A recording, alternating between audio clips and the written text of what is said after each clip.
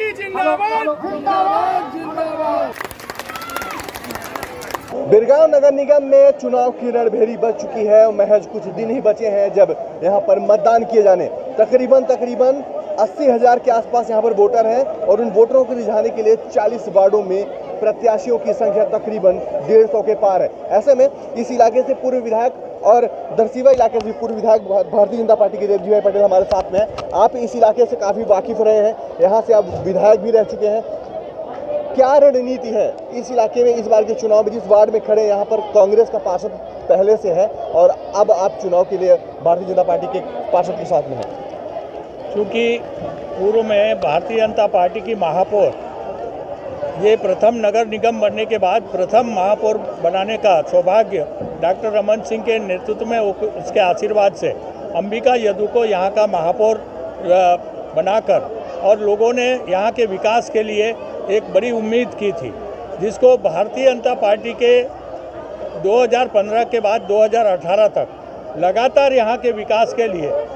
और मुख्यमंत्री जी ने भी यहाँ की गरीब जनता को देखते हुए यहाँ के विकास के लिए नगर निगम बनाया और जितना भी यहाँ के लिए आवश्यक था यहाँ फंड देने की कोशिश की। मैं समझता हूँ कि पिछले डॉक्टर रमन सिंह ने अपने 3 साल के ही कार्यकाल में यहाँ 450 करोड़ रुपए की यहाँ के जनता के विकास के लिए, यहाँ के रोड के लिए, यहाँ की नाली के लिए, यहाँ लोगों की जो है विभिन्न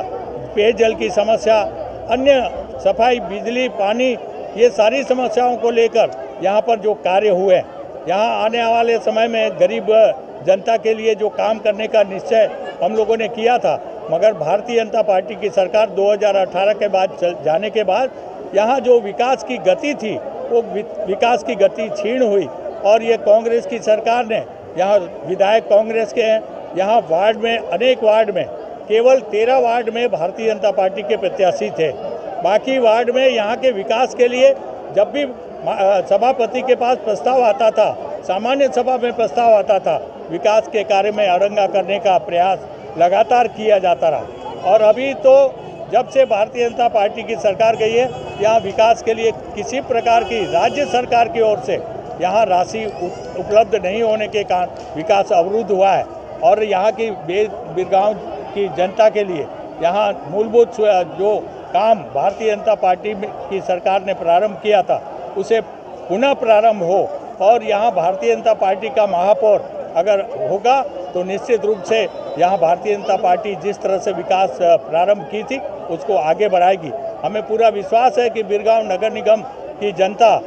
यहाँ भारतीय जनता पार्टी की और बड़ी आशा भरी निगाह से देख रहे, क्योंकि यहाँ के मजदूर एरियो में यहाँ चाहे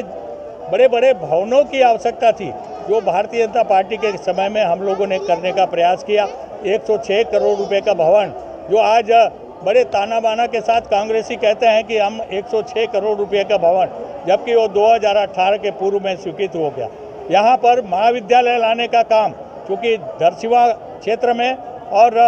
खरोरा और बिरगांव, यहाँ पर बड़ी संख्या में मजदूर के लोग जो हैं, जिनके बच्चे 12वीं पढ़ने के बाद कॉलेज के लिए इधर उधर भटकना पड़ता था। महाविद्यालय 2018 में हम लोगों ने यहाँ खुलवा के यहाँ के उच्च शिक्षा का नया आयाम प्रारंभ किया।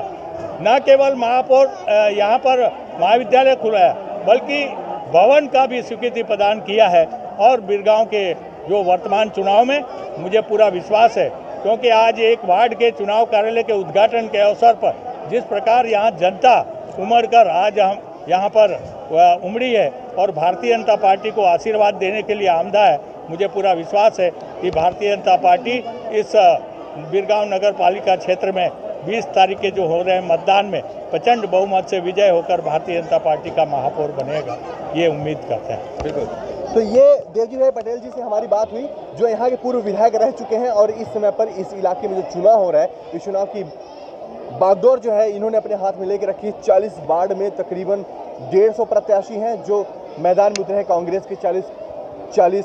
भारतीय जनता पार्टी के जोगी कांग्रेस के भी यहाँ पे प्रत्याशी और निर्दलीय भी काफ़ी सारे लोग यहाँ पर। तो इन सारी गतिविधियों, इन सारे रणनीतियों के बीच में अपनी रणनीति बना करके भारतीय जनता पार्टी यहाँ पे उतरी हुई है और आगे देखेंगे कि 20 तारीख को जब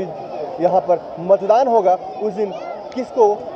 मत मिलता है, किसके नाम पर मुहर लगती है।